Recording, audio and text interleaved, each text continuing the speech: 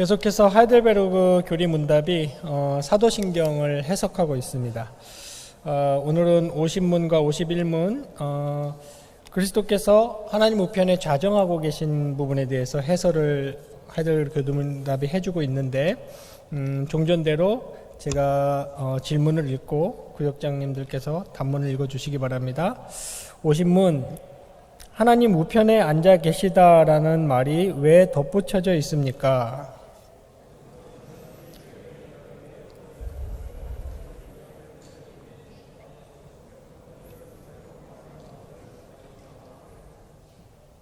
예, 이 하이델베르그 교리문답이 굉장히 정교하죠. 정교하고 또 그 이전에 사도신경이 기독교의 교리를 일목요연하게 잘 정리해주고 있습니다. 그러니까 장사한 지 사흘 만에 죽은 자 가운데서 살아나시고 하늘에 오르사 저리로서 산자와 죽은 자를 심판하러 오시리라 이래도 되는데 왜 사도신경에는 하나님 우편에 앉아 계시다가 이 부분을 꼭 덧붙였나요? 지금 이렇게 묻고 있고 지금 성경의 내용을 종합해서 두 가지로 답을 했습니다. 첫 번째 이유가 무엇이냐면 두 가지로 압축을 했어요. 첫 번째는 그리스도가 교회의 머리가 되시는데, 그러니까 우리 교회의 최고 통수권자가 되시는데 그것을 어디서 나타내시려고 하는 거냐면 거기서 나타내시기 위해 이 말입니다. 그러니까 거기가 어디입니까? 하나님 보좌 우편이죠. 좀 다른 말로 하자면 그리스도께서 교회의 머리시라는 것을 뭐 여기 지상에서 나타내셔도 되고 다른 곳에 나타나셔도 되는데 굳이 하나님과 똑같은 보좌에서 그것을 강조하기 위해서라고 했습니다. 그러니까 여기 우편이나 좌편 이런 게 지금 중요한 게 아니고 하나님과 같은 보좌에 앉아 있다는 말인데 이것이 무엇을 의미할까요? 이게 핵심입니다. 교회의 머리 되시는 그리스도는 교회의 머리만 되시는 것이 아니라 혹은 교회의 머리이실 뿐만 아니고 만물의 머리이시다. 만유의 통치권자이시다. 요걸 나타내시는 겁니다. 그러니까 좀 더 쉽게 말하면 나는 너희의 머리야. 그것을 하나님의 자리에서 딱 자, 나는 너희의 머리일 뿐만 아니라 만유의 머리야. 근데 내가 그러니까 너희의 머리가 이제 누군 줄 알겠지? 이런 어떤 디스플레이를 하시는 거죠. 그래서 우리의 대장은 만유의 대장이시다. 이것을 나타내시기 위해서 하나님의 권자에서 우편에 앉으셨다. 이렇게 잘 해석을 했고요.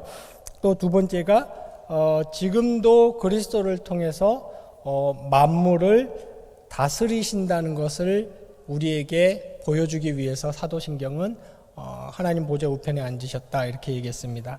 성경을 좀 보셔서 아시겠지만 성경에는 어떻게 표현합니까?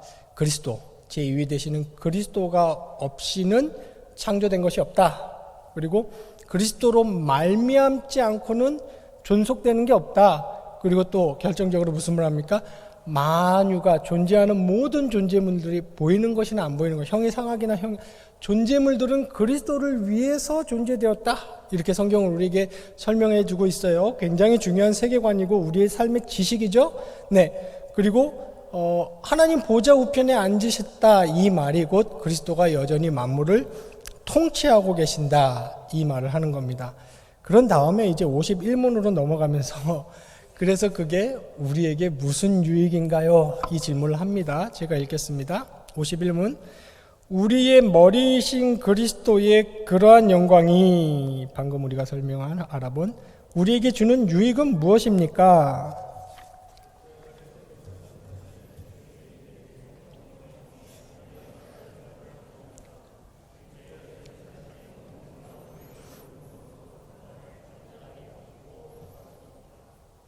예, 그리스도가 그러하다는 것이 우리에게 주는 유익도 두 가지로 정리를 했습니다. 첫 번째는 뭐라고 간단히 말했냐면 하늘의 은사를 주신다라고 얘기했는데 이 부분은 좀 해석이 필요합니다. 여러분 많이 들으셔서 아시겠지만 은사라는 것은 은혜가 구현되는 걸 은사라 그래요. 그러니까 은혜는 헬라 말로 카리스라는 말인데 은사는 카리스마라는 말입니다. 그러니까 카리스가 실제 우리 삶의 현장에 나타내고 발휘되는 거예요. 다른 말로 쉽게 말하면 은혜를 받았으면 그 받은 은혜가 우리 삶의 현장에서 어떻게든 실행되는 거, 이게 은사입니다. 은사. 그러니까 여러분이 은사를 이해할 때 초대교회에 있었던 몇몇 초자연적인 그런 은사를 생각하시면 안 돼요. 지금은 거의 다 없어졌어요. 베드로전서나 에베소서나 로마서나 고린도전서의 은사에 대해서 잘 나와 있는데 그런 은사를 다 이렇게 집약해서 들여다보면 은사의 성격이 어때요? 굉장히 일상적이고 누구나 할 수 있는 거예요. 뭐 대단한 재능이나 탤런트가 없어도 되는 거예요. 뭐 이런 겁니다. 구제하는 은사, 남 섬기는 은사, 다스리는 은사들은 장로님들이 지금 실행하고 계시죠. 다스리는 은사, 봉사하는 은사, 손대접하는 은사, 가르치는 은사. 그러니까 은혜를 받았으면 그 은혜를 가지고 누구나 할 수 있는 겁니다. 그게 은사입니다. 그런데 이것을 주셨다는 것은, 우리에게 주셨다는 것은 첫 번째는 교회에 그것을 활용하기 위해서, 발현하기 위해서 주신 거고요. 특히 은사 중에 최고 은사는 에베소서 같은 4장에 뭐라고 나와 있어요? 목사, 그죠? 예, 복음 전도자라고 나와 있습니다. 뿐만 아니라 교회에 발현하기 위해 주셨고, 또 그 받은 은혜를 가지고 우리 삶의 현장, 직장 생활이라든지 가정 생활이든지 뭐가 됐든 삶의 현장에서 성경은 뭐라고 말합니까? 무슨 일을 하든지 죽게 하듯 해라.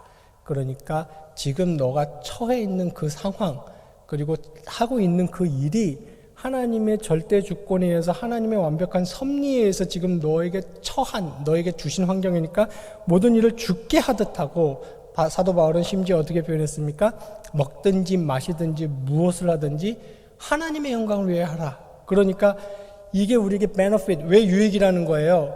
만약에 그리스도를 머리로 두지 않았으면 의미는 그냥 저와 여러분이 삶의 양상을 보면 안 믿는 사람들하고 똑같잖아요. 직장에 가도 똑같은 책상에 앉아서 똑같은 일을 합니다.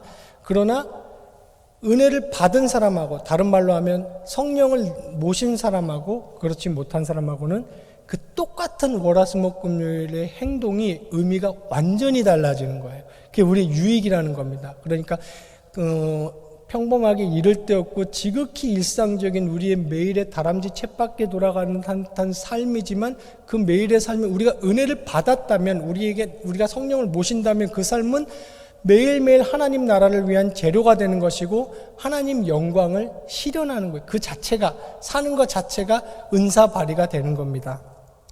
두 번째 의미를 뭐라고 그랬습니까? 원수로부터 보호하신다 그랬습니다.